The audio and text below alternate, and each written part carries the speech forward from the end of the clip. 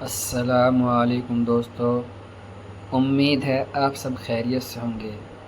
آج پھر ہم آپ کے لیے لے کر آئے ہیں شہید امام پنجاب مولانا عثمان الدانوی صاحب کا بہت ہی خوبصورت بیان۔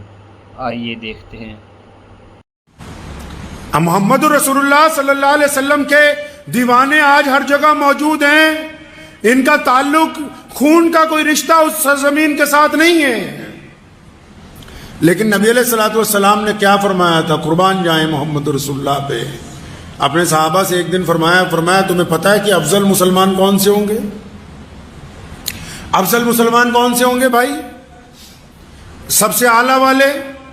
صحابہ نے عرض کی یا رسول اللہ کہ انبیاء علیہ السلام جو اللہ کے نبی ہیں، فرمایا وہ تو افضل ہیں ہی، اللہ کے چنندہ بندے ہیں، اللہ نے ان کو چن کے بھیجا ہے۔ میں تو یہ پوچھنا چاہتا ہوں کہ افضل مسلمان کون سے ہوں گے؟ صحابہ نے پھر عرض کیا یا رسول اللہ کہ ہم لوگ جو آپ کے پیچھے نماز پڑھتے ہیں، تو نبی علیہ السلام مسکرائے، فرمایا تم تو افضل ہو ہی، تم نے مجھے دیکھا ہے، میرے ساتھ نماز پڑھتے ہو، ہمہ وقت میرے ساتھ رہتے ہو، میرا پوچھنے کا تو مقصد یہ ہے کہ افضل مسلمان کون سے ہوں گے؟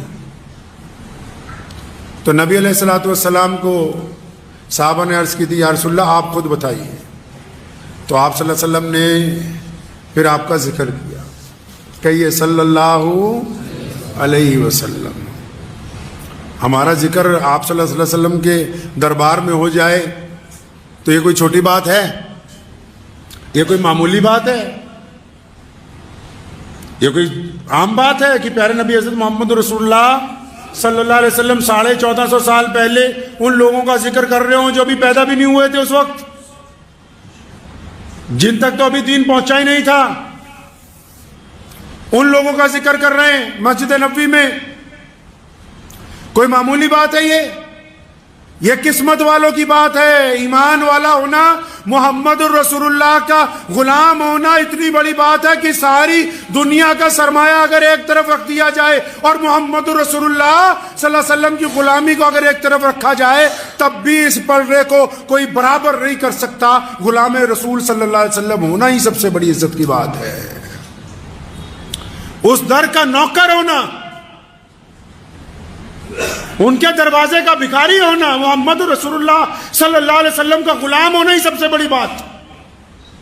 لوگ بادشاہی میں عزت سمجھتے ہیں، اور یہاں ساری کی ساری عزت کہاں ہے جی؟ ساری کی ساری عزت رسول اللہ صلی اللہ علیہ وسلم کی غلامی میں پوشیدہ ہے، ساری کی ساری عزت رسول اللہ صلی اللہ علیہ وسلم کی چاکری میں پوشیدہ ہے، ساری کی ساری عزت رسول اللہ صلی اللہ علیہ وسلم کے چوکھٹ کے اوپر موجود ہے۔ جو اس در کا غلام ہوگا، قرآن پاک نے کہا، سورہ قرآن پاک میں 3 پارے میں اللہ تبارک و تعالیٰ نے ارشاد فرمایا قل ان کنتم تحبون اللہ، فرمایا آؤ جو یہ کہتے ہو کہ ہمیں اللہ سے بڑی محبت ہے، ہم اللہ کو چاہنے والے ہیں، ہم اللہ کی عبادت کرنے والے ہیں، ہم اللہ کی اطاعت کرتے ہیں، ہم اللہ کا کہنا مانتے ہیں، فرمایا ان سب کو بتا دو، کان کھول کر سن لو سارے کے سارے، جس کا یہ دعویٰ ہے کہ مجھے اللہ سے محبت ہے، فرمایا جس کو میرے رسول سے محبت ہے اسی کو مجھ سے محبت ہوگی، جس کو مجھے ماننا ہے تو پہلے میرے رسول کی ماننی ہوگی اس کو۔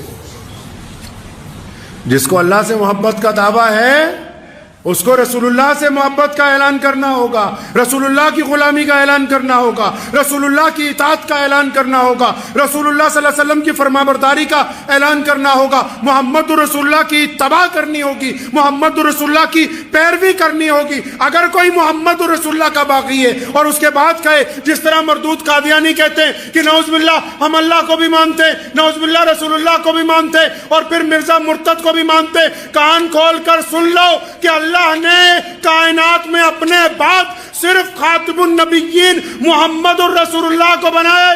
اب قیامت آ سکتی ہے، محمد الرسول اللہ کے بعد کوئی نبی نہیں آ سکتا ہے، قیامت آ جائے گی، کوئی رسول بن کے نہیں آئے گا۔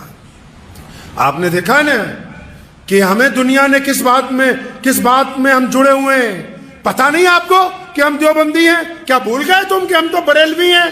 یاد نہیں کہ ہم پٹھان ہیں؟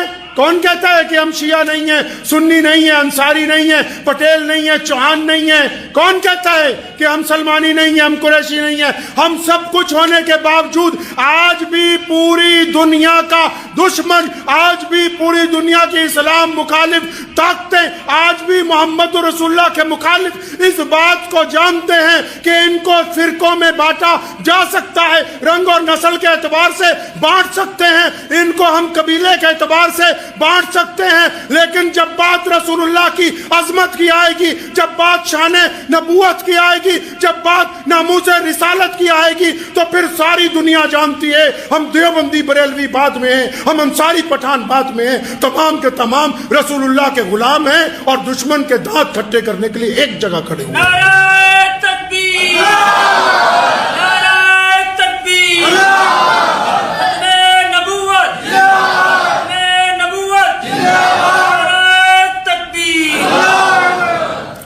یہ صفت کس نے پیدا کر دی مسلمانوں میں؟ اندازہ لگاؤ کتنا بانٹا دنیا نے اسلام کو، اس کے باوجود بھی آپ جب بیت اللہ میں نماز کی نیت باندھتے ہیں، جب مسجد نبوی میں نماز کی نیت باندھتے ہیں، جب کبھی اپنے گاؤں کی مسجد میں نماز کی نیت باندھتے ہیں، تو پھر بار بار علامہ اقبال کا وہ شعر یاد آ جاتا ہے کہ آگے آئیں لڑائی میں اگر وقت نماز، قبلہ رو ہو کے زمین بوس ہوئی قوم حجاز، ایک ہی صف میں کھڑے ہو گئے محمود اور ایاز، نہ کوئی بندہ رہا نہ کوئی بندہ نواز، بندہ صاحب و محتاج و غنی ایک ہوئے، تیرے دربار میں پہنچے تو سبھی ایک ہوئے۔ یہ محمد الرسول اللہ کا کلام ہے، یہ رسول اللہ کا کمال ہے۔ دیکھو دنیا نے کتنا بانٹنے کی کوشش کی، اب بھی اگر شان نبوت کی بات آ جائے، اب بھی اگر ناموس رسالت کی بات آ جائے، اب بھی محمد رسول اللہ کی آن بان شان کی بات آ جائے، تو پھر سیسا پلائی ہوئی دیوار کی طرح پوری امت مسلمہ ایک جگہ ہے۔ یہ برکت کس نام میں ہے جی؟ یہ عزت کس نے جوڑ رکھی ہے؟ یہ اتحاد کس نے پیدا کر رکھا ہے؟ صرف اور صرف ہمارے نبی حضرت محمد رسول اللہ صلی اللہ تعالی علیہ وسلم کی شان ہے۔ تبھی تو سونے رسول نے کہا تھا، پیارے پیغمبر نے کہا قربان جائیں ان کی ذات کے اوپر۔ مدینہ منورہ میں آپ صلی اللہ علیہ وسلم نے ارشاد فرمایا، حدیث کا مفہوم ہے، فرمایا میرے صحابہ افضل مسلمان وہ ہوں گے، کون سے؟ جو بھارت میں رہتے ہیں۔ کون سے؟ اور جو اپنے آپ کو انصاری قریشی پٹھان کہتے ہیں۔ کون سے؟ یہ جو اپنے آپ کو سنی کہتے ہیں، یہ جو اپنے آپ کو بریلوی دیوبندی کہتے ہیں، یہ جو اپنے آپ کو کہتے ہیں ہم تبلیغی جماعت والے ہیں، یہ جو اپنے آپ کو شیعہ سنی بتاتے ہیں۔ فرمایا افضل مسلمان وہ ہوں گے۔ یا رسول اللہ کون سے؟ فرمایا وہ ہوں گے افضل مسلمان۔ کون سے یا رسول اللہ؟ فرمایا وہ جو ہمارے بعد، پھر ان کے بعد، پھر ان کے بعد، جو بہت بعد دنیا میں آئیں گے، جنہوں نے محمد رسول اللہ کو دیکھا نہیں ہوگا۔ فرمایا میرے صحابہ انہوں نے مجھے دیکھا نہیں ہوگا، لیکن ان کو مجھ سے اتنا پیار ہوگا کہ وہ میری شان کے اوپر اپنی جان نثار کر دیا کریں گے وہ لوگ۔ تبھی تو محمد رسول اللہ نے فرمایا تھا، یہاں دل پہ ہاتھ رکھ کے پتہ کر لو مسلمان ہم مکمل ہیں کہ نہیں۔ فرمایا میرے صحابہ جس کو میں یعنی محمد رسول اللہ اپنے ماں باپ سے زیادہ، حدیث کا مفہوم سنا رہا ہوں، ماں باپ سے زیادہ، بھائی بہنوں سے زیادہ، بیوی سے زیادہ، بچوں سے زیادہ، مال سے زیادہ، فرمایا جس کو اپنی جان سے زیادہ محمد الرسول اللہ سے پیار ہے بس وہی ایمان والا ہے۔ جس کو اپنی جان سے زیادہ اپنے نبی علیہ السلام سے پیار ہے وہ ایمان والا ہے۔